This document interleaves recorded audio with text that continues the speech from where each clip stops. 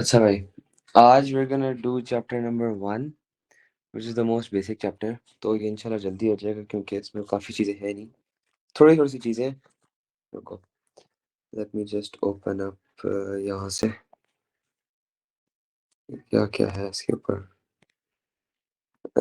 Physics.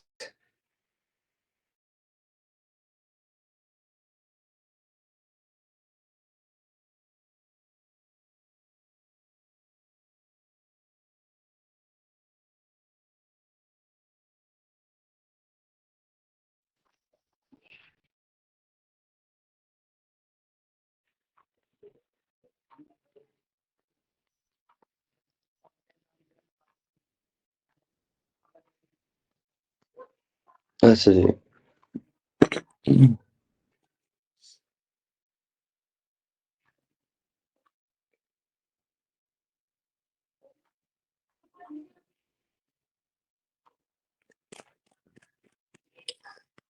Tin टिन टिन टिन टिन टिन टिन टिन टिन टिन टिन टिन टिन टिन tin.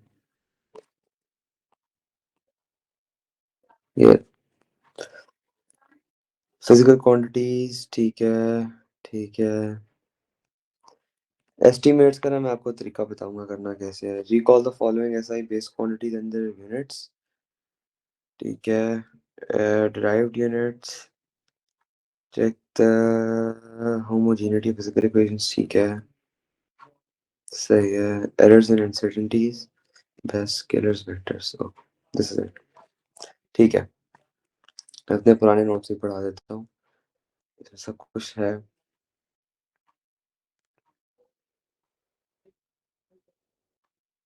Errors, physical quantities and errors.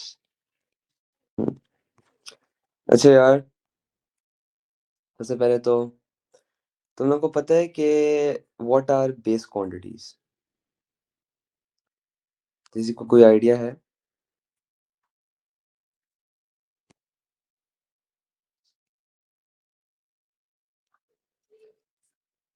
Basically there a quantity कि जिससे ना हम किसी भी चीज़ को डिनोट करते हैं। लाइक फॉर एग्जांपल, आपने यहाँ से लेके यहाँ तक कोई जगह ट्रैवल की है, ठीक है। आपने क्या चीज़ ट्रैवल की है, it is called a distance, ठीक है। ये आपकी हो जाएगी बेस क्वांटिटी। इसी तरह आपकी वॉच के ऊपर एक सुई होती है जो यूं यूं यूं यूं चल रही होती है, विच कंट्रोल सेकंड्स, और ये टाइम होता है। इसी तरह टाइम जो है वो एक बेस क्वांटिटी है। तो बेस क्वांटिटीज है बेसिकली क्वांटिटी जिससे आप क्वांटिफाई करते हो दुनिया के अंदर जो आप चीज़ें कर रहे होते हो। अब उसके अंदर दो टाइप्स आती हैं। Number one, scalar. Number two, vectors. किसी को फर्क पता है इनके अंदर?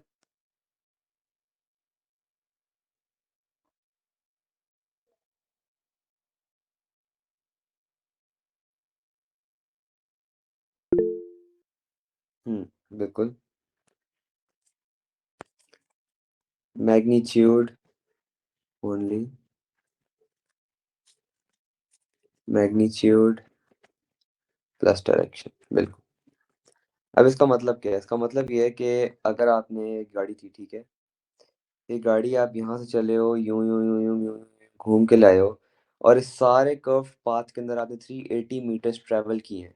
This will be your distance, ठीक है। Now this is a scalar quantity.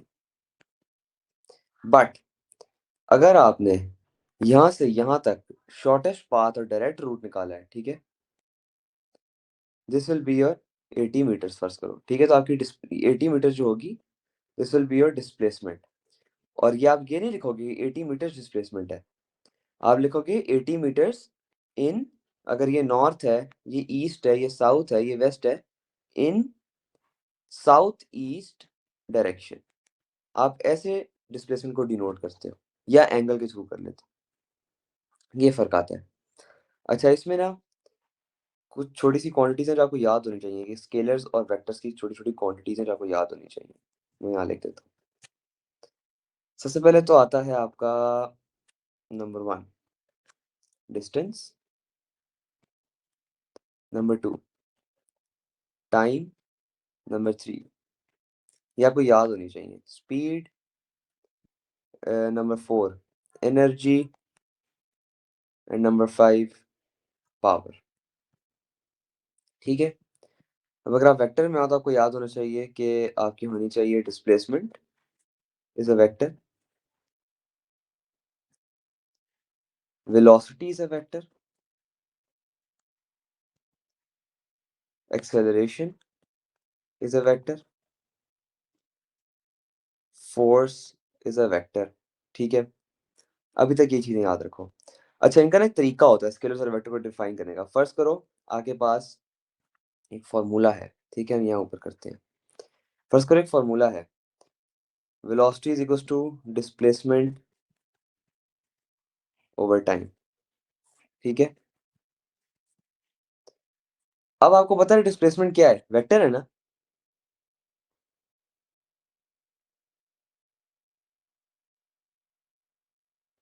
हाँ।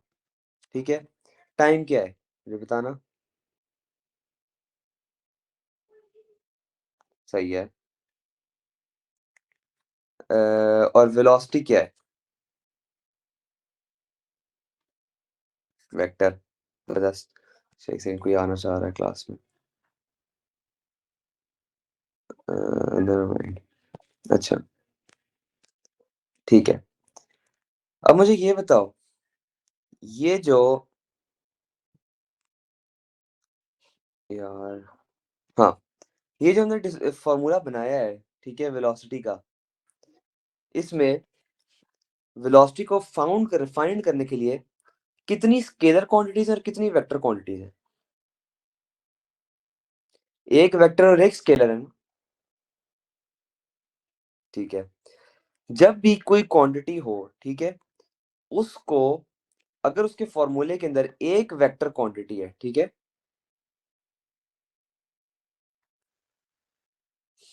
एक वेक्टर क्वांटिटी है, एक स्केलर क्वांटिटी है, और अगर इनसे कोई फॉर्मूला बन रहा है, ठीक है, द क्वांटिटी जो जिसको आप फाइंड करना चाह रहे हो वो वेक्टर होगी।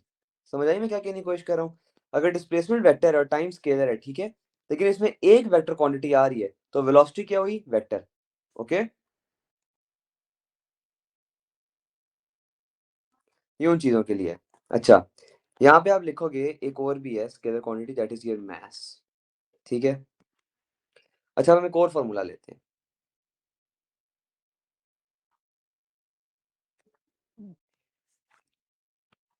फर्स्ट करो, हम लेते हैं power is equal to work done पर यूनिट टाइम। वर्क डन क्या होता है।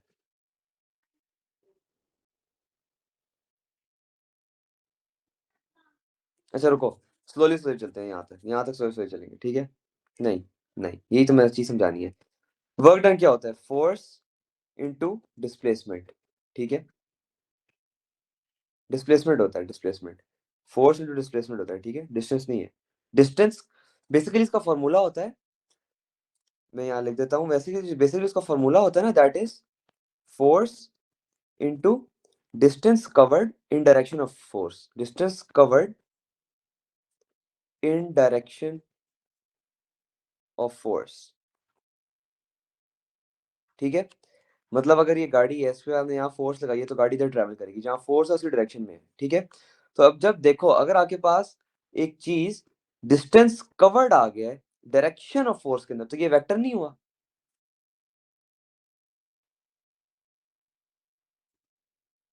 क्योंकि डायरेक्शन भी दे दी है। ठीक है। तो बेसिकली फॉर्मूला क्या हुआ, फोर्स इनटू डिस्प्लेसमेंट। अच्छा, ये बताओ, ये क्या है, ये वेक्टर है या स्केलर।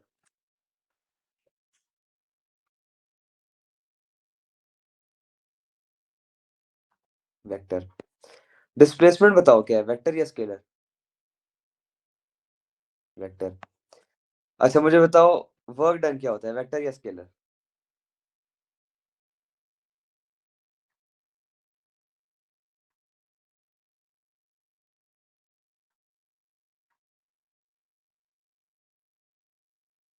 नहीं, स्केलर।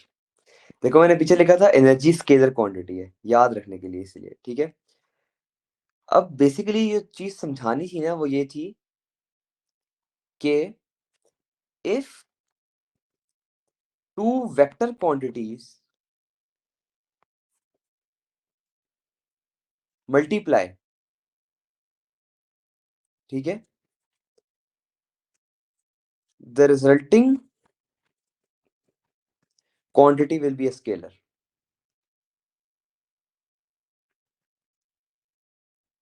ठीक है, जब आपको ये उन चीजों के लिए समझा रहा हूँ कि जो फॉर्मूला आपको नहीं आते, लेकिन अगर आपको उससे वो पूछ लेते हैं वेक्टर ये स्केलर है, तो याद रखो कि उसका फॉर्मूला देख लिया करो। अगर तो किसी चीज के अंदर, ये देखो ये वेक्टर और ये वेक्टर आपस में मल्टीप्लाई हो रही है ना, तो जो आंसर होगा ना, जो जिस क्वांटिटी को आप फाइंड करना चाह रहे हो, ये वाली ये स्केलर होगी। समझ आई?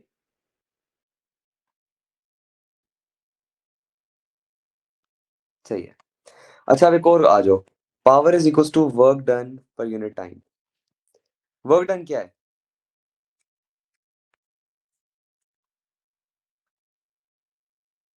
स्केलर। यस। टाइम क्या है? स्केलर। तो पावर क्या है? स्केलर। ठीक है, ये तो सिंपल है ना।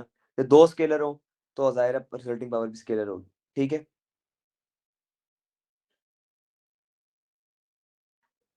समझ आई? Yes, perfect. तो ये तीन चीजें याद रखना। अगर एक वेक्टर एक स्केलर हो तो आंसर विल बी वेक्टर। दो वेक्टर्स हो तो भी आंसर विल बी स्केलर। और अगर दो स्केलर हो तो भी आंसर विल बी स्केलर। सही है,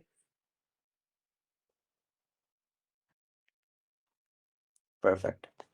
अच्छा, अब आपकी ना एक चीज आती है आपके एएस के अंदर, ये आपके ना एमसीक्यूज में बहुत आएगी। That will B deriving units. ठीक है, डिराइविंग यूनिट्स। अच्छा, इसके लिए आपको पहले याद होना चाहिए कि आपके एसआई बेस यूनिट्स कौन से होते हैं। एएस के अंदर आपने 5 याद करने हैं। Number 1 distance, metres. जरा बताते जाओ किस किस को याद है, देखते हैं।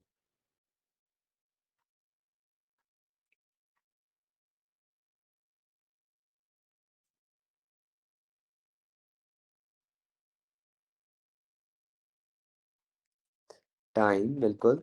क्या होता है ये? सेकंड। टेम्परेचर, जबरदस्त। केल्विन।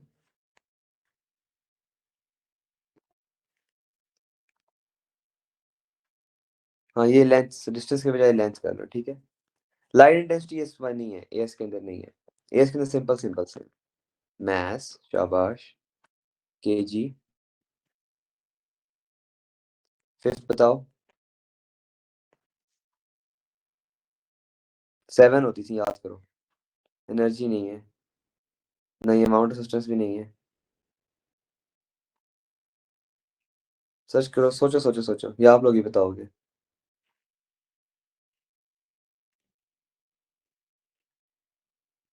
यस, शाबाश। Current, ampere.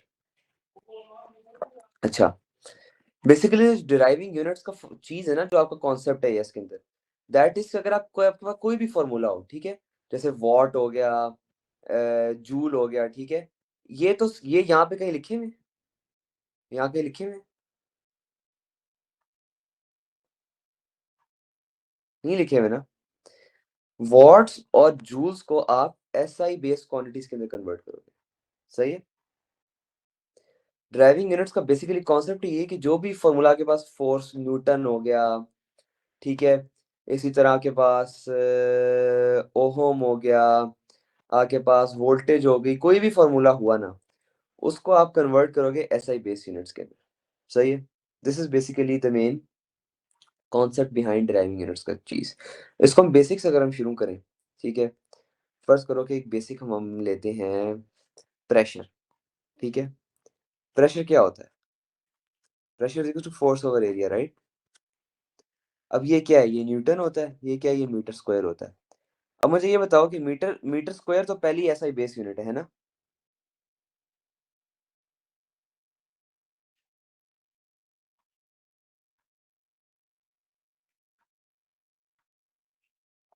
सही है, लेकिन न्यूटन किससे बना हुआ है? न्यूटन किससे बना होता है? एम ए से। ठीक है, ये क्या बनता है? किलोग्राम मीटर पर सेकंड स्क्वायर। और ऊपर ये क्या है? नीचे क्या आ रहा था? Metre square. इंडिसेस के हिसाब से इसको आप ऊपर ले जाओ, तो ये क्या हो जाएगा? K G M one minus two S negative two. K G M minus one S negative two. ये आपका एसआई बेस क्वांटिटी आ जाएगी, base unit, SI base unit आएगा, this will be your quantity, नहीं है क्वांटिटी नहीं है, this is SI base unit. तो बेसिकली ये आपको डिराइव करने आएंगे। इस तरह आप डिराइव करते जाओ, जितने ज्यादा पास्ट में प्रैक्टिस करोगे उतनी ज्यादा आपको समझ आ जाएगी। अगर मैं एक और एग्जांपल लूँ, हम यहाँ पे एग्जांपल करते हैं, वोल्टेज ले लेते हैं, ठीक है। वोल्टेज, वोल्टेज के तीन फॉर्मूले आपको याद होगा, या तो आप कर लो आई आर, ठीक है, या आप कर लो, एक था हमारे पास वर्क डन पर यूनिट चार्ज, ठीक है। अब इसमें से इस वाले से तो निकालना बहुत मुश्किल है, क्योंकि आप रजिस्टर से मुश्किलों से निकालोगे, तो इसको आप रिमूव करोगे। अगर वोल्टेज का कभी पूछे ना, तो आपने हमेशा ये वाला यूज करना है, ठीक है। तो वोल्टेज का अगर हम, वैसे तो वोल्ट्स होता है ना, लेकिन वोल्ट्स को आपने रिप्रेजेंट कैसे करना है, वर्क डन से। वर्क डन क्या होता है, फोर्स इंटू डिस्टेंस, ठीक है। अच्छा, फोर्स क्या है, K G M S negative two है, अभी हमने ऊपर किया है, ठीक है। बेसिकली एम ए होता है, ठीक है। एम ए क्या है, K G M S negative two है, ठीक है। डिस्टेंस क्या है, मीटर है। तो अगर आप वोल्टेज को, और ये कुल ये चार्ज है, ठीक है। चार्ज क्या होता है, चार्ज का फॉर्मूला याद है किसी को? नहीं, डब्ल्यू क्यू नहीं होगा। डब्ल्यू क्यू क्या है, डब्ल्यू क्यू, हाँ ये तो नहीं, चार्ज का फॉर्मूला होता है आई इंटू टी, ठीक है। बेसिकली याद रखो, Q is equal to I T होता है, आई इंटू टी होता है, ठीक है।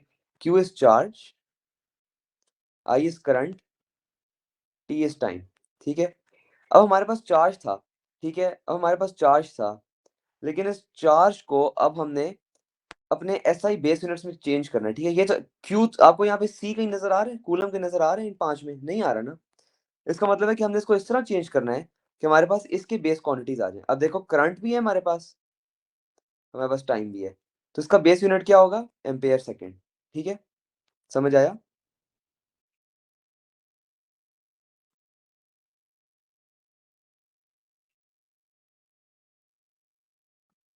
सही है। तो अगर हम वोल्ट को अगर हम लिखेंगे, तो वोल्ट्स हमारे पास कैसे हो जाएंगे, K G M S negative two into M over ampere second, ठीक है। K G M two S negative two over ampere second, इसको ऊपर ले जाओ और इसको भी ऊपर ले जाओ, तो K G M two S negative three A negative one, ये आपका वोल्ट के बराबर होता है, एक वोल्ट। अंडरस्टैंड? समझ आया? लेकिन ये आपका अब आ गया एसआई बेस क्वांटिटीज के अंदर। तो इस तरह आपने डिराइव करते रहने, बट मेक श्योर कि आपका आंसर जो हो ना, वो इन पांच क्वांटिटीज के अंदर आ रहा हो।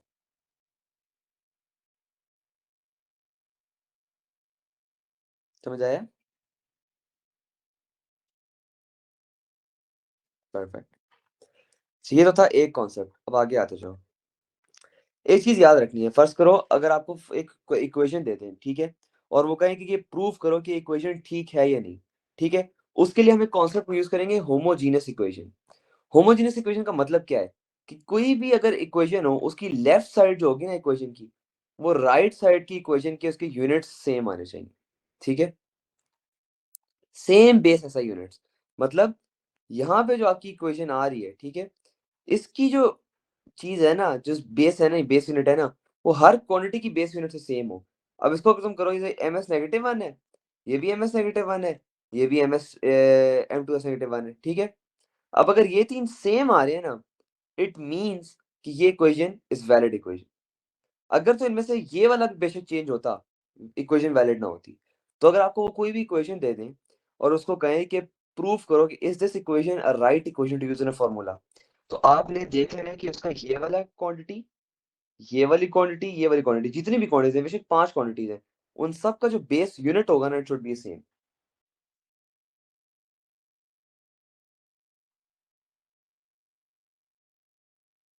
सही है?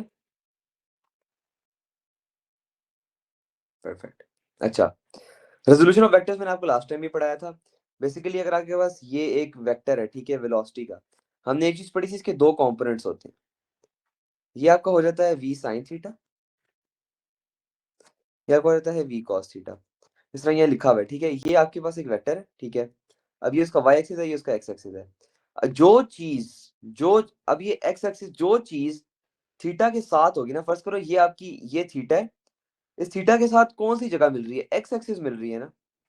वो हमेशा कॉस के बराबर होगी। सो ये जो चीज होगी ना, this will be F X is equal to F cos theta. लेकिन जो चीज इस थीटा के ऑपोजिट होगी, मतलब जहां थीटा के ऑपोजिट जो एक्सिस होगा ना, that will be your sine theta. तो F Y will be F sine theta. ये तो याद है ना, मैं काइनेमेटिक्स में पढ़ाया था।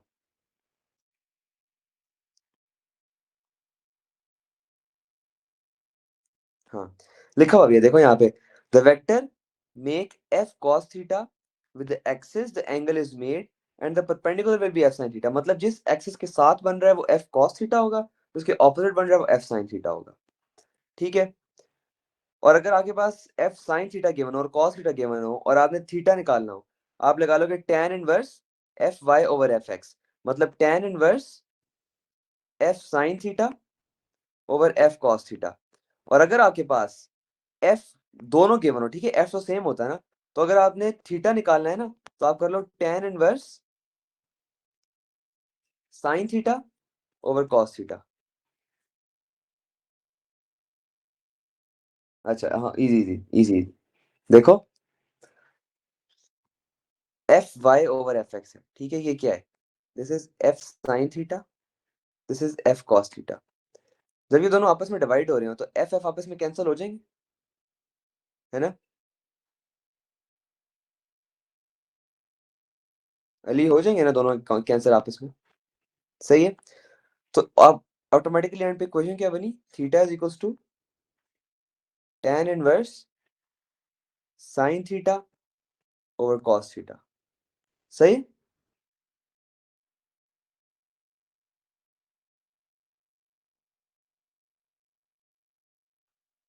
परफेक्ट। ये तो था फिजिकल क्वांटिटीज का चक्कर। अब हम आते हैं जरा एरर्स के ऊपर।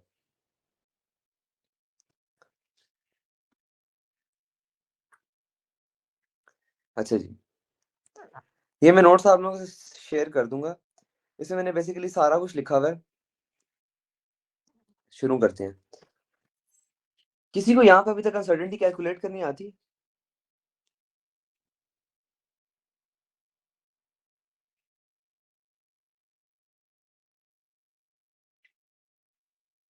सही है, अच्छी बात, जबरदस्त। आपके ब्राउनी पॉइंट्स मैंने नोट कर लिए हैं। बेसिकली ना, कोई भी चीज मेजरमेंट होती है ना, फर्स्ट करो तुम कुछ चीज स्केल से भी मेजर करते हो। Now you don't have a proper, मतलब तुम्हें कंफर्म नहीं है कोई भी चीज की ये राइट है वैल्यू या नहीं, ठीक है। स्पेशली जब आप एक्सपेरिमेंट्स करते हो ना, जिस तरह आप P3 जाके प्रैक्टिकल करते हो, ठीक है, उसमें there is always a small error, जो आपका ह्यूमन एरर हो सकता है, सिस्टमैटिक एरर हो सकता है कि आपकी नज़र इधर-उधर हो गई हो, या एक बेसिकली कोई भी आपके पास इक्विपमेंट है ना, उस इक्विपमेंट के अंदर भी एरर होता है। बेशक आप स्केल से कोई चीज़ मेज़र कर रहे हो, आपने स्केल से चीज़ मेज़र की 1 सेंटीमीटर पे, ठीक है? बट स्केल से भी तो छोटी रीडिंग हो सकती है ना, जो हमने नहीं ली। हमें क्या पता कि वो कितना एरर था? तो to be on the safe side हम अज़्यूम कर लेते हैं कि 1 सेंटीमीटर के अंदर ना, एरर हमारे पास प्लस माइनस 0.5 सेंटीमीटर का और है, आधा इधर, आधा इधर। To be on the safe side, ताकि हमारी कैलकुलेशन मोर रिलायबल हो जाए। तो बेसिकली कोई भी चीज़ अगर आप मेजर करते हो ना, तो आप उसकी रीडिंग प्लस उसका एब्सोल्यूट मेजर लेते हो, एब्सोल्यूट एरर लेते हो। एब्सोल्यूट एरर क्या होता है? Absolute error is basically half of least count. Half of least count का क्या मतलब है? हाफ ऑफ लीस्ट काउंट का मतलब है कि आपके पास कोई भी इक्विपमेंट हो, ठीक है, कोई भी इक्विपमेंट हो, बेशक स्टॉप वॉच हो, स्केल हो, ठीक है, उस स्केल की जो सबसे छोटी रीडिंग होगी ना, फर्ज करो स्केल है, ठीक है, उस स्केल की एक स्केल की सबसे छोटी रीडिंग क्या होती है? हाँ, हाफ ऑफ स्मॉलेस्ट रीडिंग, बिल्कुल। स्केल की सबसे छोटेस्ट रीडिंग क्या होती है? 1 मिलीमीटर होती है, राइट? ठीक है। तो इसका एरर अगर हम निकालेंगे ना, absolute error, so that will be 0.5 millimetre. To be on the safe side कि हमारी reading can be 0.5 millimetre greater और कैन बी 0.5 मिलीमीटर स्मॉलर, ताकि हमारे रिजल्ट्स रिलायबल रहे। ये समझ आया? परफेक्ट। अच्छा, एक चीज आ गई, फ्रैक्शनल अनसर्टेनिटी। फ्रैक्शनल अनसर्टेनिटी क्या होती है? फ्रैक्शनल अनसर्टेनिटी होती है कि जो आपका एब्सोल्यूट एरर होता है ना, जो ये 0.1 है, ठीक है, इसको आप अपनी इस मेन वाली वैल्यू से डिवाइड कर दो। ये निकालते क्यों? ये इसलिए निकालते हैं कि यार फर्ज करो कि हमने 3 सेंटीमीटर कोई चीज़ नोट की है, उसमें हमें पता है कि 0.5 सेंटीमीटर का ऊपर-नीचे है। तो हम देखना चाहते हैं कि जो हमने ये वैल्यू नोट की है, ठीक है?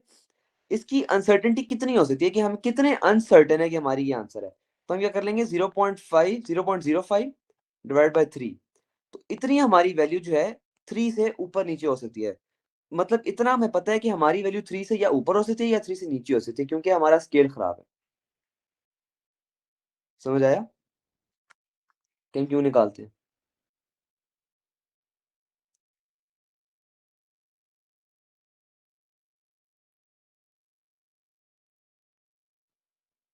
परफेक्ट। अच्छा, फिर आप फ्रैक्शनल अनसर्टेनिटी की परसेंटेज भी निकाल सकते हो। वही है जिस तरह हमने हमने 3 प्लस माइनस 0.05 लिया था, ठीक है? तो आप कर लो 0.05 divide by 3, this will B fractional uncertainty. इसको मल्टीप्लाई बाय 100 कर दो तो परसेंटेज आ गई। ठीक है,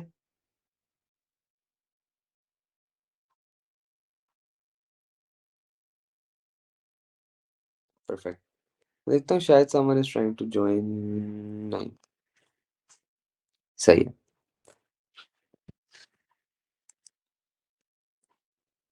अच्छा, अब फर्स्ट करो हमारे पास दो इक्वेशन, अच्छा दो इक्वेशन है, ठीक है? एक एक्स है और एक वाई है। एक्स की जो वैल्यू आ रही है 2.4 प्लस माइनस 0.1 है, और y की जो वैल्यू आ रही है 3.4 प्लस माइनस 0.3 है। अगर हम y प्लस एक्स करेंगे ना, कोई भी क्वांटिटीज को हम प्लस कर रहे हैं, ये तो आपस में प्लस होकर 0.4 हो गई, ये तो आपस में प्लस होकर ये हो गई। बट द ट्रिक इज कि अगर हम कोई चीज माइनस भी कर रहे हैं ना, तो भी याद रहो कि जो आपको एब्सोल्यूट एरर होगा ना, वो हमेशा प्लस ही होगा। देखो 0.4 ही है, आप इन दो वैल्यूज को सिर्फ माइनस करोगे। सही है, ये याद रखना।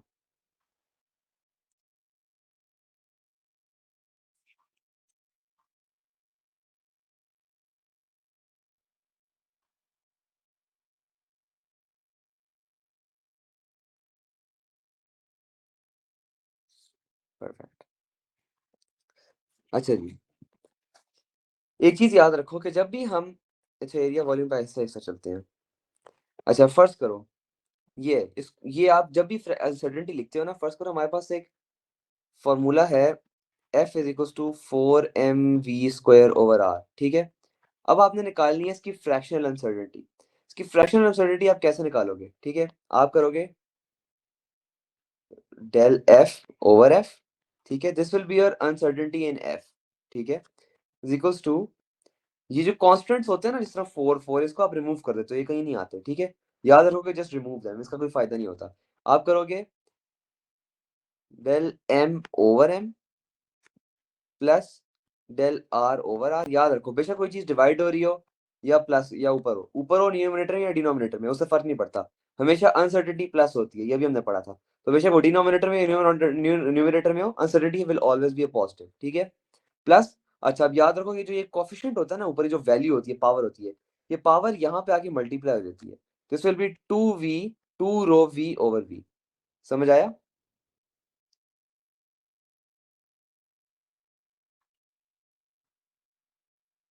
दोबारा।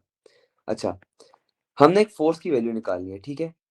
हमें नहीं पता कि फोर्स की वैल्यू के अंदर एब्सोल्यूट एरर कितना है या अनसर्टेनिटी कितनी है, ठीक है? तो हम क्या करेंगे कि इस एफ को निकालने के लिए, ठीक है, हम इसकी टोटल वैल्यू से डिवाइड करते हैं, राइट? कि हर एफ के अंदर, इस एफ के अंदर कितना एरर है, कितनी अनसर्टेनिटी है, हमें नहीं पता ना कितनी अनसर्टेनिटी है। तो इसके absolute error, this basically represents absolute error, ठीक है? हम इसके एब्सोल्यूट एरर को इसकी मेन वैल्यू से डिवाइड करेंगे। आगे ये सारी चीजें आ रही हैं। इसमें जो 4 एरर्स को तो हम रिमूव कर देंगे, क्योंकि ये कांस्टेंट है, कांस्टेंट्स को हम रिमूव कर देते हैं। तो हम लिखेंगे कि error in M over value of M plus error in R over value of R. मैंने बताया था कोई चीज डिवाइड हो रही हो, मल्टीप्लाई हो रही हो, प्लस हो रही हो, माइनस हो रही हो, हम हमेशा अनसर्टेनिटी को प्लस करते हैं। तो plus del R over R, plus ये जो पावर होती है ना, ये पावर यहाँ की मल्टीप्लाई हो जाती है कोफिशिएंट के साथ, तो ये हो जाएगा प्लस 2v ओवर v। सही है,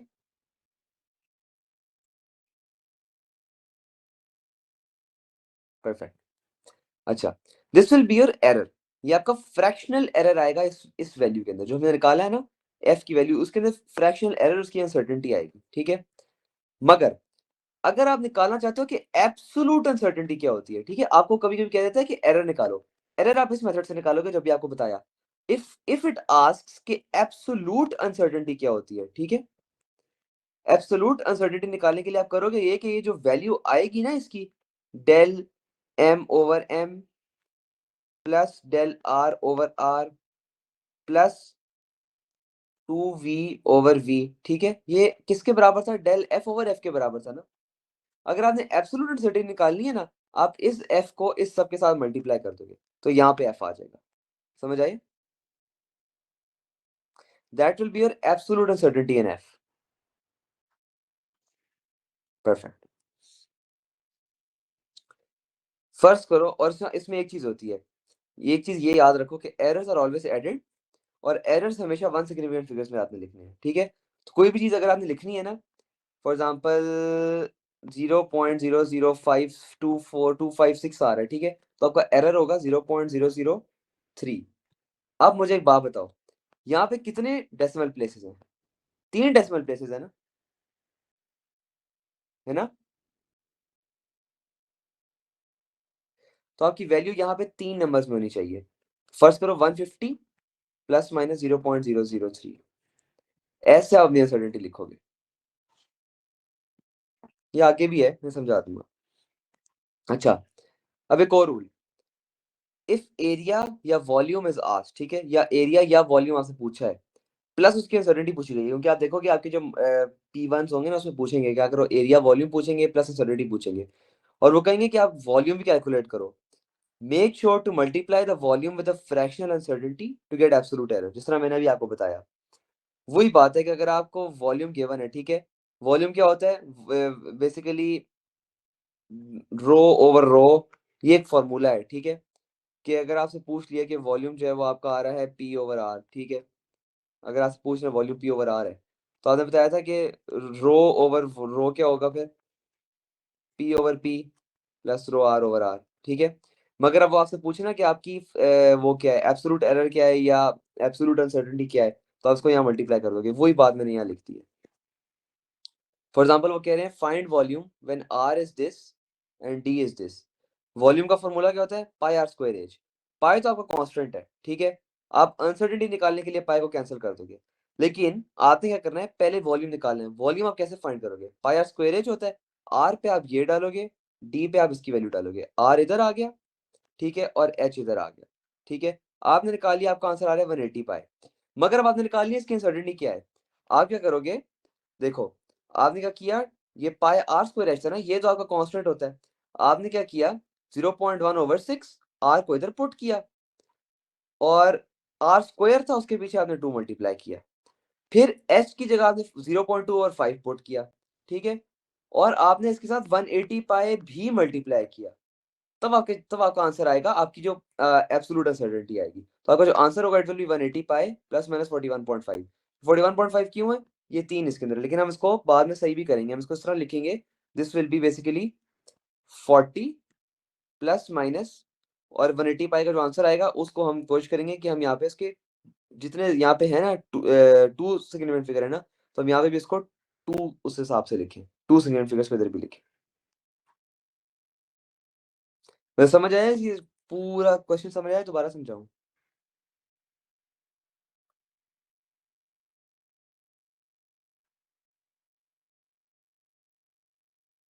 सही है। अच्छा, इस तरह एक और एग्जांपल्स थी, लेकिन ये आप लोग बाद में खुद देख लेना। अच्छा, ये वही चीजें मैंने समराइज करके यहाँ लिखी हुई हैं। देखो, अगर एक चीज प्लस हो रही है तो भी अनसर्टेनिटी प्लस होगी, माइनस हो रही है तो भी अनसर्टेनिटी प्लस होगी, ठीक है। मल्टीप्लाई हो रही है तो आप फ्रैक्शन निकाल सकते हो, परसेंटेज निकाल सकते हो। अगर कांस्टेंट है तो कांस्टेंट यहाँ आके मल्टीप्लाई हो जाएगा। अगर के है तो के के लिए आप उसको यहाँ पे मल्टीप्लाई करोगे इसकी अनसर्टेनिटी से। बट ये बेसिकली हम इसको रिमूव कर देते हैं, तो ये इसको ज्यादा देखने की जरूरत नहीं है, मेनली ये तीन आपके काम आती है। ये नोट्स भेजो? हाँ बिल्कुल भेजूंगा, ये नोट्स आप लोगों को जरूर सेंड होंगे। अच्छा, ये आ गई आपकी प्रैक्टिस क्वेश्चन था, ठीक है। V/R V 3% है। अच्छा, ये परसेंटेज अब आपके पास आ गई है, ठीक है, और वो कह रहे हैं कि परसेंटेज अनसर्टेनिटी निकालो। हमारे पास क्वेश्चन है P इक्वल V/R, यहाँ पे वो कह रहे हैं परसेंटेज अनसर्टेनिटी निकालो, अनसर्टेनिटी नहीं, परसेंटेज अनसर्टेनिटी। अब ये हमें पता है 3 है, ठीक है, इसको अगर हम यहाँ लिखें तो ये आ जाएगा रो P/P इज इक्वल टू, ये V स्क्वायर था तो 2 रो ओवर रो, 2 रो V/V प्लस रो R/R, ठीक है। अब ये 3% था ना, आप यहाँ पे लिख दो 3/100, इसको मल्टीप्लाई बाय 2 करोगे, और ये 0.2/14, ठीक है, ये आ गया, और इसको मल्टीप्लाई बाय 100 कर दो तो ये आपकी परसेंटेज अनसर्टेनिटी आ गई है। लेकिन अगर वो कहे एब्सोल्यूट अनसर्टेनिटी, तो फिर आप इसको यहाँ से यहाँ मल्टीप्लाई भी करोगे। सही है।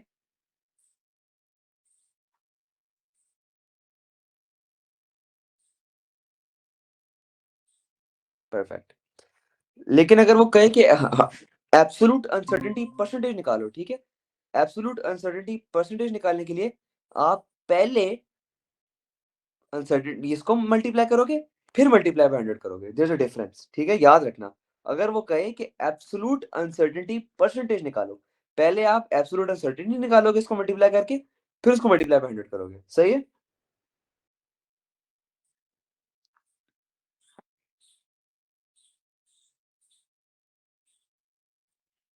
अच्छा, ये मैंने प्रैक्टिकल के लिए एक छोटी सी टिप लिखी थी कि अगर आप दो रीडिंग्स ले रही है, मैंने क्रॉस इसलिए किया था क्योंकि मैंने तो प्रैक्टिकल जब कर लिया था उसके बाद मैंने क्रॉस लगा दिया था।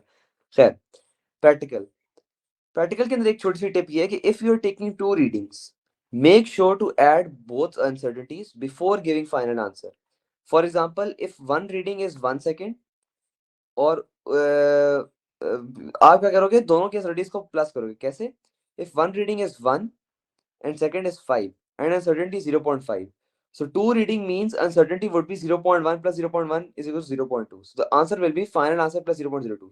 मेरा मतलब ये है कि फर्ज करो ये आपका स्केल है, ठीक है, आपने मेजर करना था कि यहाँ से लेके यहाँ तक एक चीज की लेंथ कितनी है, ठीक है। पहले आपने स्केल को रखा यहाँ पे 0 सेंटीमीटर पे। अब मुझे ये बताओ, जब आपने 0 सेंटीमीटर पे रखा, आपने यहाँ अपनी आंख से देखा था ना कि 0 सेंटीमीटर है,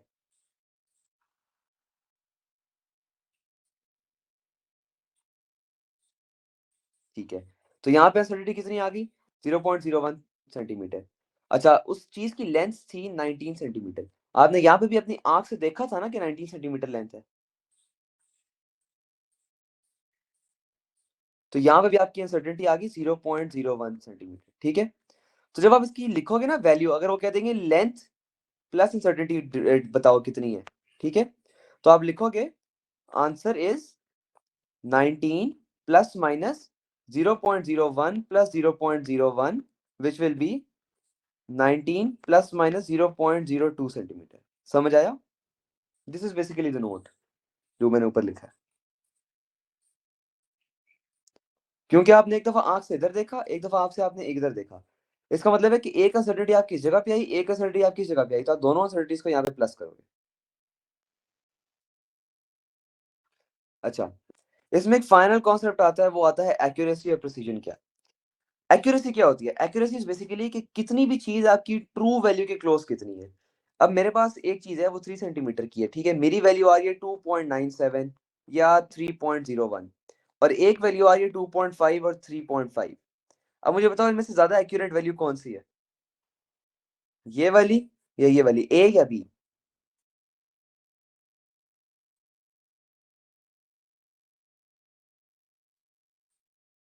ए। बेसिक तो ए का क्या ज्यादा एक्यूरेट होने का क्या मतलब है? मेरी ट्रू वैल्यू थी 3, अब उसके करीब ज्यादा है ना, इट मींस कि this is more accurate. Precision क्या होती है?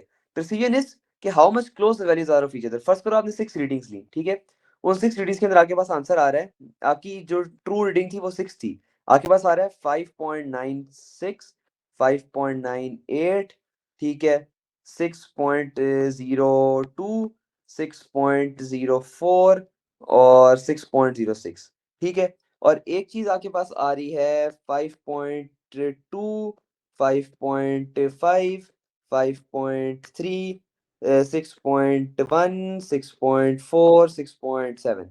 अब मुझे ये बताओ इनमें से ज्यादा क्लोज वैल्यूज कौन सी हैं? ये ज्यादा क्लोज है, ये ज्यादा क्लोज है, ए या बी?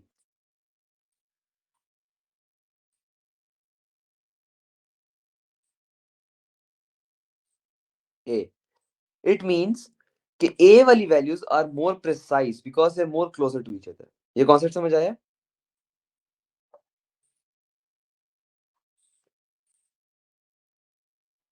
परफेक्ट। तो that is basically what precision is. Isn't precision just how close the values are? हाँ, इससे फर्क नहीं पड़ता, बेशक जितनी मर्जी वैल्यूज क्लोज हो, बेशक उनका जो वो है क्या कहते हैं अपना बेशक वो ट्रू वैल्यू की क्लोज बिल्कुल भी ना हो, ठीक है, बेशक वो ट्रू वैल्यू से दूर हो, as long as the values are close to each other, तो आपका the values will be accurate. बेशक आपकी अगर true value is like true value 6, मगर आपकी एक वैल्यू आ रही है 5.1, 5.05, 5.2, ठीक है, और एक वैल्यू आ रही है 5.6, 5.8, 5.7, ठीक है। These will be more precise क्योंकि ज्यादा करीब है। अच्छा जी, तो इनके ना ग्राफ्स बनते हैं। फर्स्ट करो, अगर ये जो आपकी ये ट्रू वैल्यू है, ठीक है, इफ द ग्राफ जो ये है, इफ इट इज इस तरह, ठीक है, मतलब क्लोजर टू ट्रू वैल्यू भी है और ओवर अ लॉन्ग पीरियड भी है, ठीक है, इसकी एक्यूरेसी भी हाई है, इसकी प्रिसिजन भी हाई है। एक्यूरेसी कैसे हाई है? वैल्यूज ट्रू वैल्यू के करीब भी हैं, ठीक है, क्लोज से गुजर भी रही हैं, और ओवरऑल इसका जो बेस एरिया है वो ज्यादा बड़ा है। इट मीन्स के वैल्यूज जो है आपस में करीब करीब भी हैं और ट्रू वैल्यू के भी करीब है, तो प्रिसिजन भी ज्यादा है, एक्यूरेसी भी ज्यादा है, ठीक है। बट अगर तो ग्राफ, मतलब ये जो पीक बनती है ना, peak, this peak defines precision, ठीक है, इसकी जो पीक बनती है ना, पीक, पीक डिफाइंस प्रिसीजन, और जितना इस लाइन के करीब है दैट डिफाइंस एक्यूरेसी। अगर तो देखो इसकी पीक हाई है मगर ये इस रियल वैल्यू से दूर है, इट मीन्स कि कोई भी वैल्यू की एक्यूरेसी कम होगी बट प्रिसीजन हाई है क्योंकि वैल्यूज आपस में क्लोज है, ठीक है। मगर पीक कम है और इस ट्रू वैल्यू के पास से करीब गुजर रही है, तो एक्यूरेसी तो ज्यादा होगी बट प्रिसीजन कम है, क्योंकि ओवरऑल बच्चे जो है ना, मतलब वो कम हमारे पास आए हैं, सैंपल कम आया, तो प्रिसीजन कम होगी बट एक्यूरेसी ज्यादा होगी। समझ आया?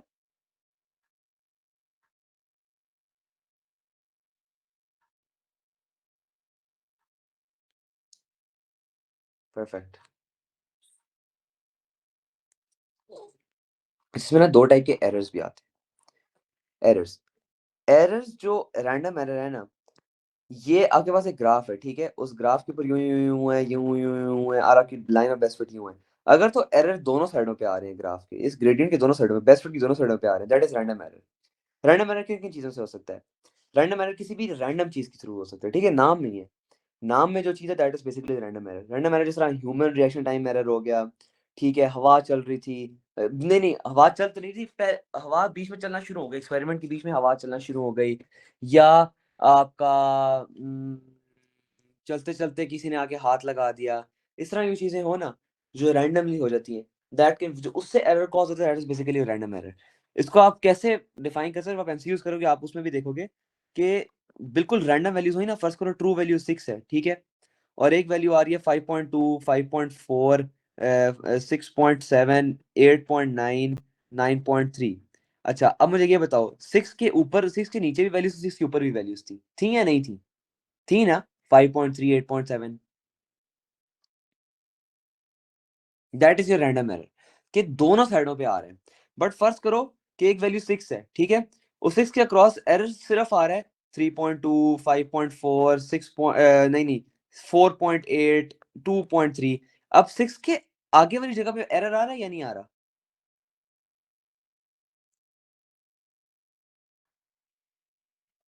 नहीं आ रहा। इट मीन्स कि this is your systemic error. Systemic error is basically जो एक साइड पर होता है, ठीक है, वो क्यों हो सकता है? फॉल्ट इन सिस्टम हो सकता है, ठीक है, स्टॉप वॉच हो सकता है फॉल्टी हो रही हो, जीरो एरर है माइक्रोमीटर, आपने माइक्रोमीटर रखा, ठीक है, इसके अंदर zero error, negative zero error, positive zero error है, तो हर दफा आपकी जो रीडिंग आएगी ना उससे चेंज आएगी। फर्स्ट करो, आपने 6 सेंटीमीटर मेजर करना था, वो 5.8 आ रही है। आपने 7 सेंटीमीटर मेजर करना था, 6.8 आ रही है। आपने 9 सेंटीमीटर मेजर करना था, 8.8 आ रही है। This is your systemic error. आपकी स्टॉप वॉच खराब है, आपकी स्टॉप वॉच हमेशा 0.01 सेकंड ज्यादा बताती है। अगर आपने कोई चीज नोट करी थी वो 13 सेकंड्स थी, वो 13.01 आ रही है। 14 सेकंड थी, वो 14.01 आ रही है। 15 सेकंड थी, 15.01 आ रही है। तो ये एक सिस्टम में एरर हो जाएगा। समझ आया कि किसी सिस्टम के अंदर फॉल्ट है।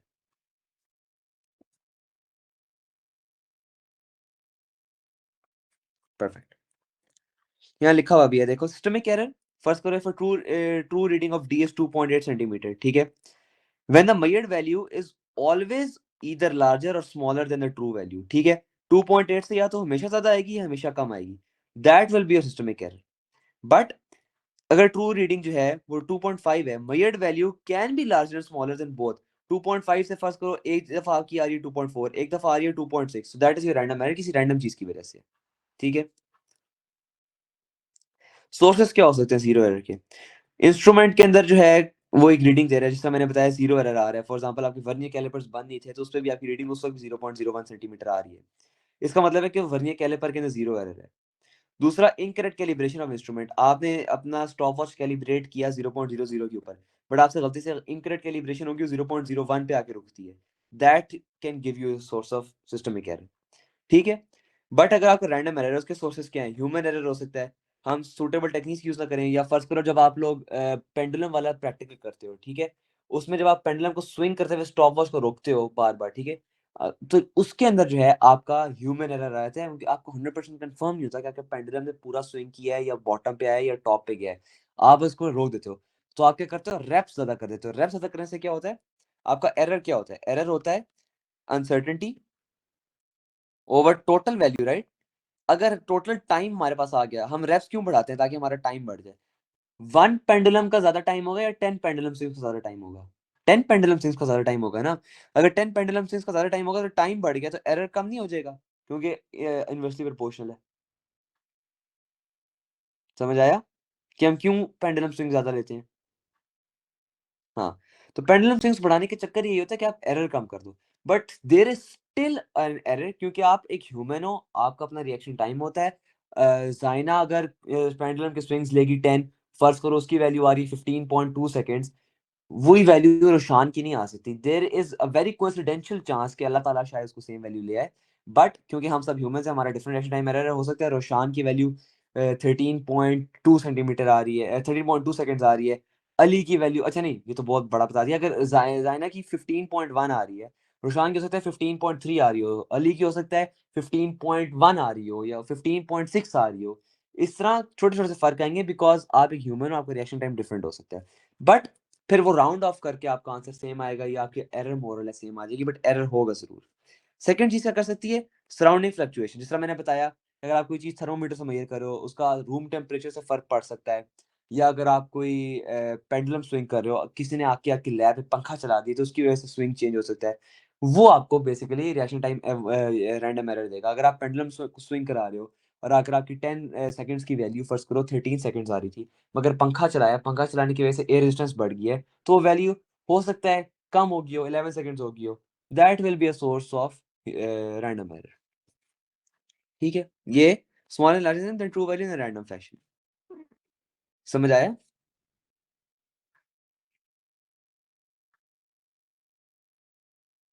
Perfect.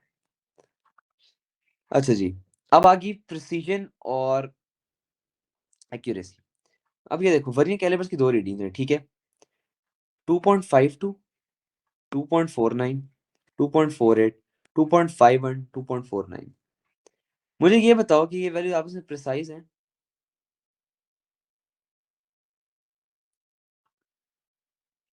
If the true reading is 2.55, 2.500, precise तो है। मगर एक बात बताओ, एक बंदे की रीडिंग है 2.518, 2.487, 2.483, 2.512, 2.490। अब ये ज्यादा प्रिसाइज है, ये ज्यादा प्रिसाइज है?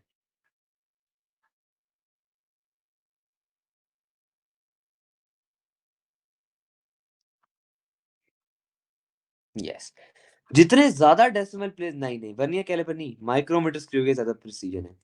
प्रिसीजन किस तरह बढ़ती है? जितने ज्यादा डेसिमल प्लेसेस होंगे ना, उतनी ज्यादा प्रिसीजन होगी, ठीक है, क्योंकि ये आपको एक ज्यादा करीब वैल्यू दे रही है इस रीडिंग के। अब ये 2.518 है, ये 2.52 है, ये आपको ज्यादा एक्यूरेट, ज्यादा प्रिसाइज वैल्यू दे रही है कि ये 518 है। इसको आपने राउंड करके 2 किया, तो ये ज्यादा प्रिसाइज वैल्यू होगी, ठीक है। अच्छा, इसमें एक चीज आती है, आपने अगर किसी चीज की प्रिसीजन बढ़ानी है ना, ठीक है, अगर आपने किसी चीज की प्रिसीजन बढ़ानी है, आप किसी भी चीज का एवरेज ले लो। आप इन सब का एवरेज लोगे ना, उसका आंसर आ रहा है 2.498। देखो, पहले 2 डेसिमल प्लेस था, 3 डेसिमल प्लेस हो गया, तो प्रिसीजन बढ़ गई है। मैंने यहाँ लिखा हुआ है, देखो, टेकिंग एवरेज इंक्रीजेस प्रिसीजन। सही है। मगर अगर आप किसी चीज का एवरेज लोगे ना, वो एक्यूरेसी नहीं बढ़ाएगी। ये एक नोट यहाँ पे लिख लो, average, taking average increases precision,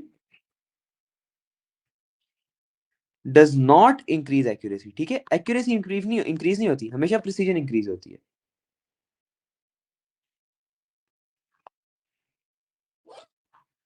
ये देखो, decimal point basically smallest possible reading होती है ना, तो अगर आप प्रिसीजन बढ़ानी है ना, तो अगर आप किसी चीज का वो ले लोगे ना मीन या एवरेज, तो एक डेसिमल प्लेस बढ़ जाती है, तो आपका ऑटोमेटिकली वैल्यू ज्यादा प्रिसाइज हो जाती है। हमारे P3 में बहुत बड़ा मसला होता है, जब भी हम एवरेज लेते हैं, याद करो, तो हमारी ना डेसिमल प्लेसेस बहुत ज्यादा आ रही होती हैं, बट हमें राउंड करना पड़ता है, तो वहां पे हमारी ज्यादा प्रिसीजन इफेक्ट नहीं होती। But if you're in labs और आप प्रोफेशनली करते हो ना, तब वो उसको अकाउंट में लाते हैं, ताकि प्रिसीजन बढ़ जाती है।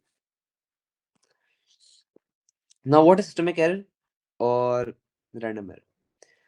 ये देखो, सिस्टमिक एरर जैसे अभी हमने पहले ही पढ़ा कि ट्रू वैल्यू है, ठीक है, सारी वैल्यूज इसके साइड पे आ रही हैं, मेजर्ड वैल्यू सारी इधर आ रही हैं, तो ये आपकी जो है इंस्ट्रूमेंट की वजह से है, क्योंकि हमने बताया था कोई चीज उससे जीरो एरर हो गया हो या कुछ चीज हो गई हो।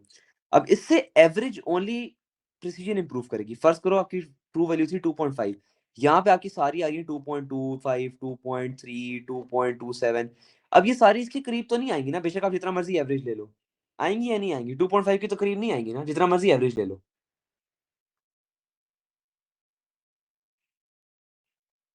ठीक है, इसका जब आप एवरेज लोगे ना, तो ये आपकी प्रिसीजन इंक्रीज कर देगी, बट एक्यूरेसी इंक्रीज नहीं करेगी सिस्टमिक एरर के अंदर।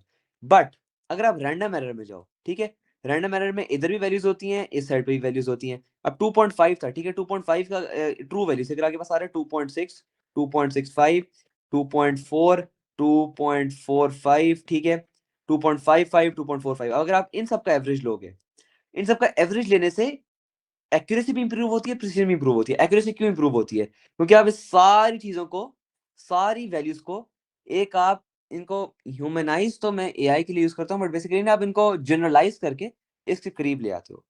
2.55, 2.6, 2.45, 2.4, ठीक है, अगर आप इनका एवरेज लोगे ना, तो वो 2.51 इस तरह समथिंग आ सकता है। तो देखो, इसकी accuracy will also improve, but precision will also improve. तो याद रखो, रैंडम एरर में दोनों इंप्रूव होती हैं, बट सिस्टमिक एरर के अंदर, क्योंकि वो हमेशा इससे दूर होती हैं, प्रिसीजन इंप्रूव हो जाएगी, बट एक्यूरेसी इंप्रूव नहीं होगी। और ये हमेशा ह्यूमन एरर की वजह से होता है, या किसी भी एनवायरमेंटल एरर। समझ आया?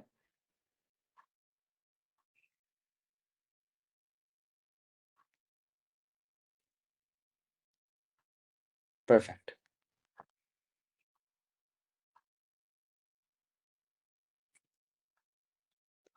अच्छा जी, ये लास्ट चीज है सीआरओ। ये बेसिकली बाकी चैप्टर्स में, बट आप बेहतर याद कर लो, सीआरओ को बेसिकली आपको पढ़ना आना चाहिए।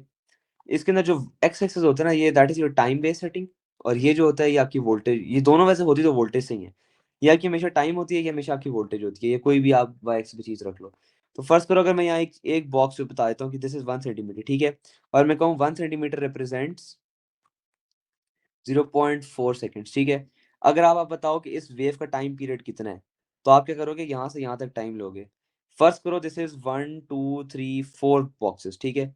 तो आपका टाइम पीरियड क्या हो जाएगा? टाइम पीरियड जो आपके वेव का होगा वन ऑसिलेशन के लिए, दैट विल बी 4 × 0.4। ठीक है, ये आपको बस पढ़ना आना चाहिए। 0.16 सेकेंड्स। समझ आया?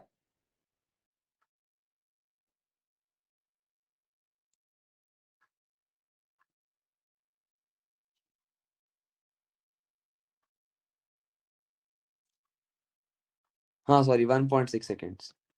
ठीक है, अब इसी तरह मैं बता दूं कि वाई गेन जो है, ये वाई गेन और एक्स गेन का मतलब ये होता है कि वाई गेन ये होता है, एक्स गेन ये होता है। अगर मैं कह दूं कि 1 सेंटीमीटर का जो बॉक्स है वो रिप्रेजेंट करता है 0.1 वोल्ट, आप एम्पलीट्यूड कैलकुलेट करो। एम्पलीट्यूड कैलकुलेट करने के लिए आगे आप क्या करोगे, ये कितने बॉक्सेस हैं, ठीक है, 1, 2, 2.5 बॉक्सेस हैं, 2.5 × 0.1, that will be your amplitude. ठीक है, बस पढ़ना आना चाहिए, that is basically what CRO is. सही है, that finishes in chapter number 1। आप लोग आज इसके पास पेपर सॉल्व करोगे, डू P1s, ठीक है, और जो P1 का सवाल आपको मुश्किल लगे ना, send it in the group, और हम उसको बैठ के कल इकट्ठे सॉल्व करेंगे। इसी तरह P2s भी कर लो, जितने कर सकते हो, ठीक है, और उसके क्वेश्चंस भी send it in the group. मैं पास्ट पेपर के लिए ये सोच रहा हूँ कि खुद पास्ट पेपर कराने के बजाय ना, जो आप लोगों के मुश्किल सवाल होंगे ना, जो आप लोगों को मुश्किल लग रहे हैं, हम इकट्ठे बैठ के जो पास्ट पेपर वाला दिन है उस दिन वो कर लिया करें। Just send your P1s and send your P2s in the group. For this chapter P1 better है, P2 फारेग। इसका P2 बहुत आसान होता है, P1 इसके लिए बहुत बेहतर है। बट आई वुड से कि take out some time and do both, और ज्यादा ना करो, बेशक do like just 20 MCQs and 5 long questions, ठीक है? Just solve 20 MCQs and 5 long questions, but कोशिश करना कि सारा चैप्टर कवर हो उसमें। अगर 20 एमसीक्यूज हैं और टॉपिक के अंदर 4 सबसेक्शंस है ना, तो 20 डिवाइड बाय 4 5, हर सबसेक्शन के 5 5 5 एमसीक्यूज कर लो। जो गलत हो है या तो समझ नहीं आ रहे, send them in the group. और मैं अब खुद पास पेपर वाले डे के ऊपर आप लोगों के लिए करूंगा ये कि पहले मैं करता था ना कि पास पेपर करा के अपलोड करता था। नो, अब बेटर चीज है कि आप लोगों को भी ज्यादा समझ आए, मुझे भी ज्यादा समझ आए। आप लोग क्वेश्चन सॉल्व करोगे, the same day we will cover the chapter. हम सैटरडे को चैप्टर किया करेंगे, एंड सैटरडे को आप लोगों ने पास पेपर सॉल्व करने हैं, एंड संडे को जो आपके सवाल गलत हो या जो आपको समझ नहीं आए वो हम बैठ के सारे इकट्ठे सॉल्व करेंगे। अगर मेरे से भी ना हो रहा हुआ तो हम मिल के यूट्यूब पे देख लेंगे, फिर मैं खुद समझ के आप लोगों को सही तरीके से समझा दूंगा। क्योंकि टू बी वेरी ऑनेस्ट, क्योंकि मेरा A2 भी है और मैं काफ़ी चीज़ें भूला हुआ भी होता हूँ, तो आप लोगों की क्लास से पहले मैं खुद भी पढ़ता हूँ। तो खुद भी पढ़ता हूँ, रिवीजन करता हूँ, फिर तुम लोगों को आगे पढ़ाता हूँ कि मैंने क्या-क्या हरकतें की थी ये इसके अंदर। तो that wraps up today's class. अब शिफा की क्लास विल बी एट 4, तो उससे बायो की ले लेना, फिर you have a long break. हम इंशाल्लाह रात को 9 या 10 बजे केमिस्ट्री कर लेंगे। Most probably 9। सही है? चलो, ओके, अल्लाह हाफ़िज़।